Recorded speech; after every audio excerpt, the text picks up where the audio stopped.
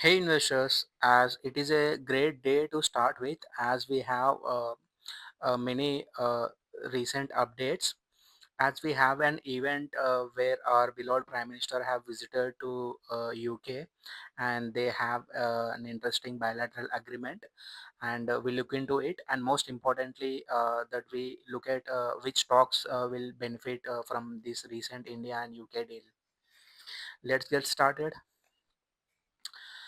And in this video we divide the topics into four quadrants, and we'll discuss one by one. And the first one is overview of India UK trade deal, and the second one is impact on Indian stocks, and the third one is impact on UK stocks as well, and the final one is future projections and market trends.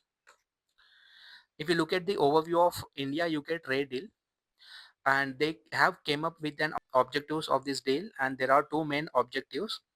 And the first one is strengthening bilateral trade, and the second objective is enhancing economic cooperation. If you look into the strengthening bilateral trade, their aim is to increase the volume of trade between India and UK through reduced tariffs. And you need to underline UK reduced tariffs. This is the main aim, and enhancing trade facilitation measures benefiting both the economics, as it is a very good, great objective, I can say. And if you look at the second objective, this objective focuses on fostering closer economic partnerships, which can lead to mutual investments, technology transfers, and collaborative projects across various sectors. As we need to understand, there is a mutual investments that they have highlighted in the second objectives. So it is a great deal between India and UK. And if we look at the key components of the agreement, and there are four major key components, and we look into it. The first one is trade tariff reduction, and the second one is ease of regulations, and the third one is intellectual property rights, and the final one is sectorial investments. If we look into the trade tariff reductions, the agreement includes provisions for lowering tariffs on a wide range of goods to make exports more competitive. Underline this: exports, to make the exports more competitive. They have provisions. Thus, it will boost the trade volumes, and this is a great initiative to have, uh, to add in the key components of the agreement. And the second one is easing of regulations, streamlining regulatory work frames, and removing unnecessary bureaucratic hurdles. That means there are so many unnecessary paperwork to enter into, for trading or for any other purposes. This will facilitate the smoother trade processes and enhance export import efficiency, and it is also a great key component to have in this agreement. And the third one is intellectual property rights. As any country will enter into deal, they always show interest in terms of protecting their intellectual property rights.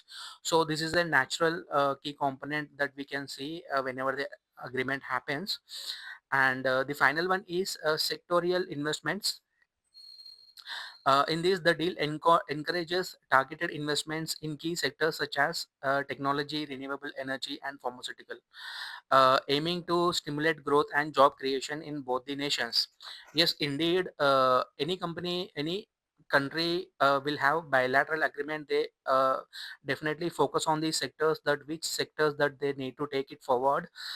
So they have decided to emphasize on these segments, as these are the technological, renewable, and pharmaceutical segments, and these are super human intensive business. So if there is a natural demand, then in order to meet the demand, we need to have a supply, and for the supply we need to hire the talent. This will also increase the employment with this trade deal, and which is a good news to have. And the important thing is impact on stock markets with this trade deal. Now we'll look into it, which companies that will impact the maximum with this trade deal. The first one is automobile sectors, and as we see that there is an ease of doing business with the UK, and they have reduced their taxes and tariffs. And the major companies that exports to the UK are Mahindra and Tata Motors. Uh, these stocks will have a rally in upcoming years, as they already do export 3 percentage of their total revenue. So this might increase to the almost 6 to 10% in upcoming years. So there is a natural demand on these stocks. And the second one, if you look at, is pharmaceutical sector. And indeed, UK is very much dependent on pharmaceutical products from India, as well as US. This is a very interesting sector to have in India to focus upon. And we have two major players who are currently exports to the UK. One is Dr. Reddy's, and the second one is Sun Pharmaceuticals. So we can see a natural rally in upcoming years, as they almost export 13% of their revenue, and it might increase to 36% in upcoming years. So stay focused on these particular stock based companies. And the third one is IT and software services, as India is the largest exporter of software services, and TCS is a major player in this.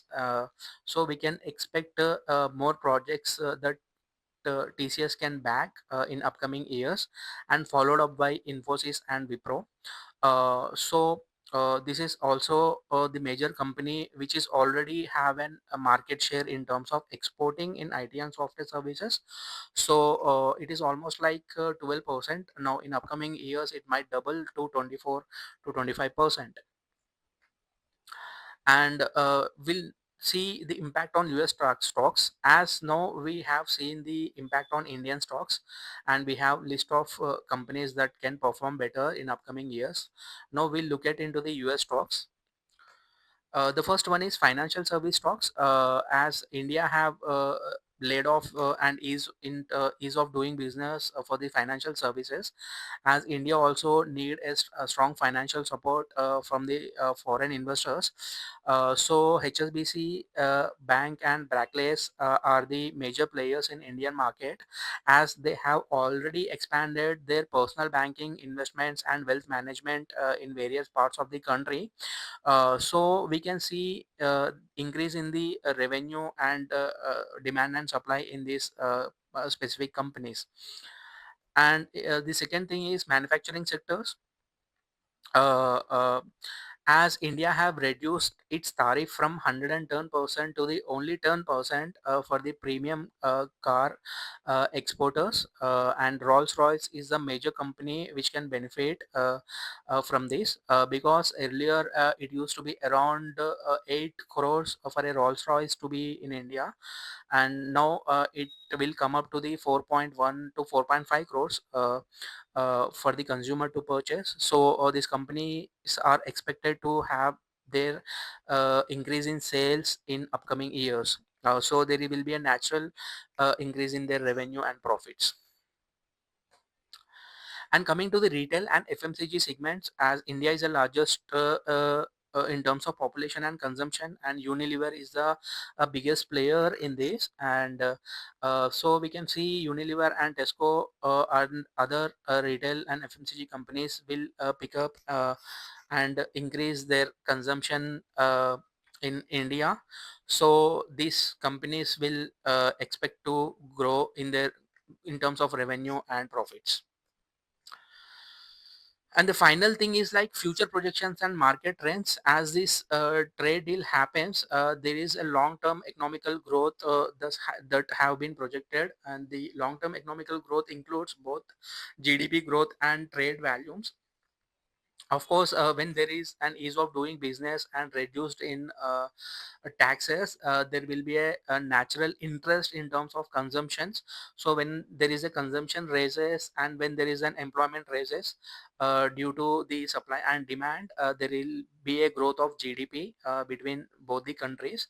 So this is one long term economical growth that we can expect in upcoming years. And also along with this thing, there is an interrelated trade volume with the GDP growth.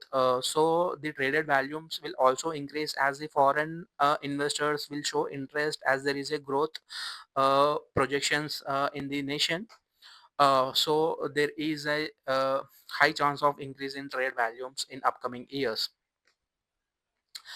There are sector specific opportunities that they have mentioned in bilateral agreements, and they have mainly focused on technological advancements. Technological advancements are reshaping industries by enhancing productivity, enabling innovation, and creating new markets with a focus on area like artificial intelligence and automation. Their main goal is to enhance these technological advancements along with the emerging markets and sustainable investments. So these are the opportunities that they are looking into in the future through the bilateral agreements between two nations. And that's it, that's the end of the video. And hope you have enjoyed the video. And I always uh, believe in having right details and right time will always help the investors to invest and enjoy the profits.